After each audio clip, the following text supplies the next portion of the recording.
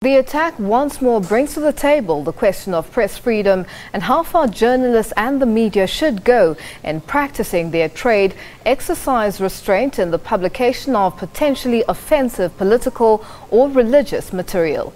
Thandi Smith-Berry is South Africa's policy head of Media Monitoring Africa, a non-profit organization, and she now joins us in studio. Good evening, Thandi, and welcome to News at 8. Good evening, and thank you for having me. Now, Thandi, did the Charlie Hebdo cartoon go too far? You know, it's a very difficult situation where, you know, how do you define what is too far? And when it comes to satirical cartoons and media, you know, sometimes they do go too far. But going too far does not warrant a violent response. Going too far does not warrant the kind of response that we have seen in Go Too Far. So did they go too far? Some people will say yes, some people will say no. It's a difficult question. Now, looking at cartoonists, where do they draw the line? You know, where do they say, okay, I've pushed too far? It's very difficult, as you say, but there has to be some point. Yes. Cartoonists are interesting where they're not necessarily journalists per se. You know, they comment on the media. They don't produce the media.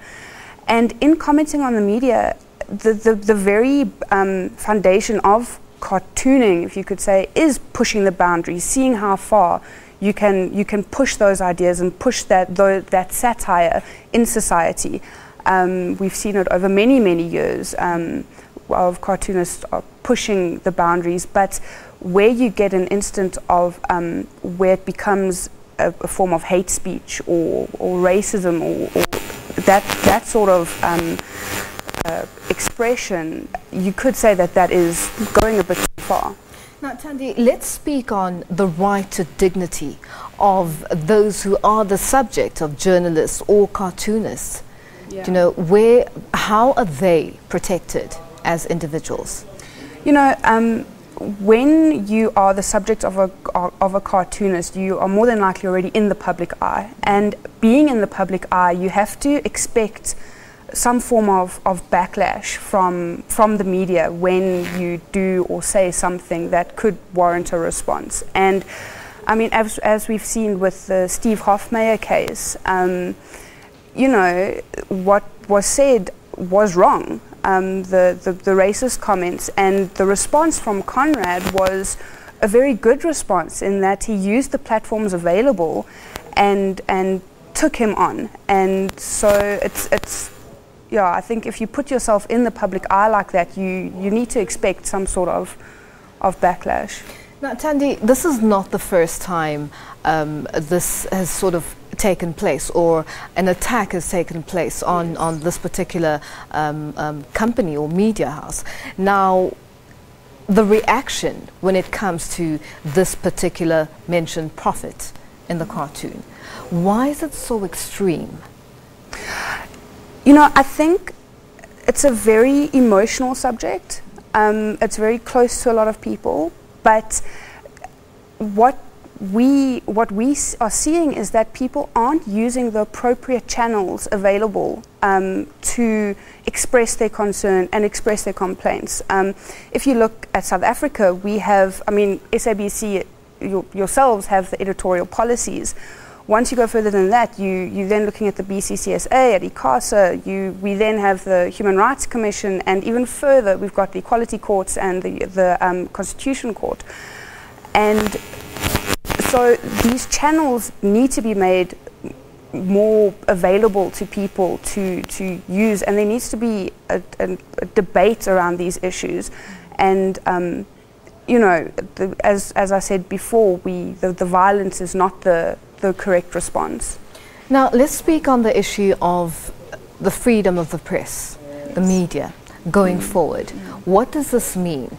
And are we at a point where it's time that we re-looked at the way certain stories or certain individuals are spoken about in the public domain?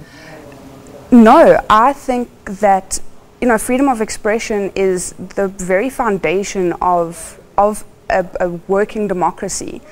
And the minute you start limiting that freedom of expression, there are a whole load of other problems come along with it. And instead of limiting stories and limiting the way that the media is reporting, rather, you know, change people's views on freedom of expression and let it be seen as a good thing. And yes, when you're dealing with things like racism and hate speech, you need to fight that, but fight it on the right platforms, fight it on the right channels.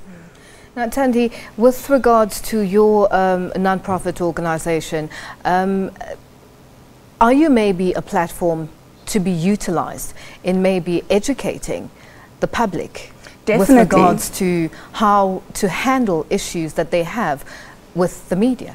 Yes, we on our website there's information on how to report something that you find offensive, how to complain. There's contact information to us. We can give you the right details. So we are there trying to promote these platforms for people. Thandi, thank you so much for joining us. Thank you very much. And that was Thandi Smith-Berry, who is the head of policy from Media Monitoring Africa.